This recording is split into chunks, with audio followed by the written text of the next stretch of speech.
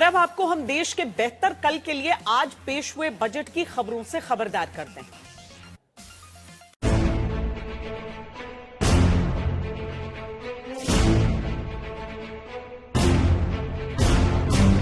Action over ambivalence, reform over rhetoric, and people over populism.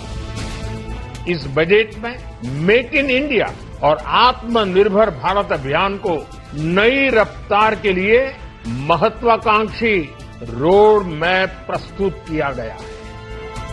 आज के budget में manufacturing पे बहुत बड़ा फोकस दिया गया है। विकसित और आत्मनिर्भर भारत का बजट देश के आर्थिक विकास की गति को नई दिशा देने वाला दूरदर्शी बजट है। गांव शहर की दूरी को कम करने का इसमें प्रयास किया गया है। विकसित भारत के 2047 के सपनों को पूरा करने वाला बजट है। ये नए अवसर को प्रदान करने वाला बजट है। ये बजट भारत को लोकल से ग्लोबल बनने की नई ताकत देगा।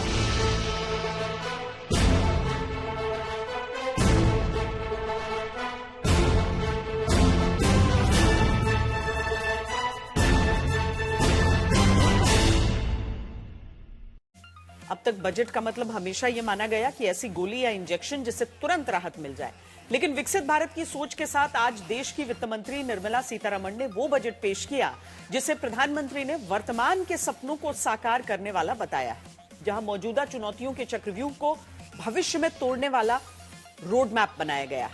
आप इसे सरल भाषा में समझिए।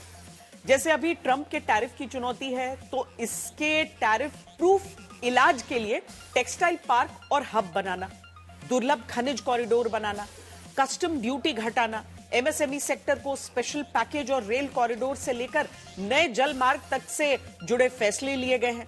ये फैसले ट्रंप के टैरिफ को जवाब देने वाली वो आयुर्वेदिक गोली है जिसका असर धीरे धीरे होगा, लेकिन देश की मजबूती के लिए होगा।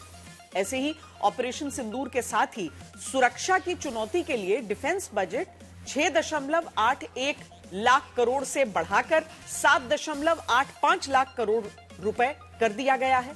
हथियार खरीदी और आधुनिकीकरण पर पिछले साल के 1.80 लाख करोड़ के मुकाबले इस साल 2.19 लाख करोड़ खर्च होंगे। यानी मकसद साफ है कि सरकार जो ऑपरेशन सिंदूर जारी है की बात कहती है, उसका रोड मैप बजट के भीतर डिफेंस के खाते में नजर आ रहा है।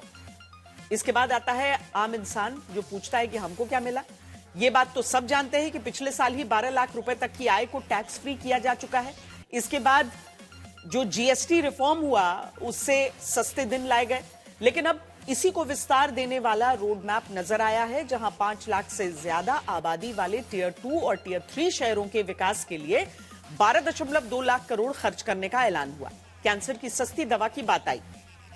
इनकम टैक्स रिटर्न भरने में आसानी होगी। कस्टम ड्यूटी कम होने से बहुत से सस्ते सामान मिलेंगे। रोजगार के नए मौके आए, इसके लिए पर्यटन क्षेत्र विस्तार से लेकर कई फैसले लिए गए।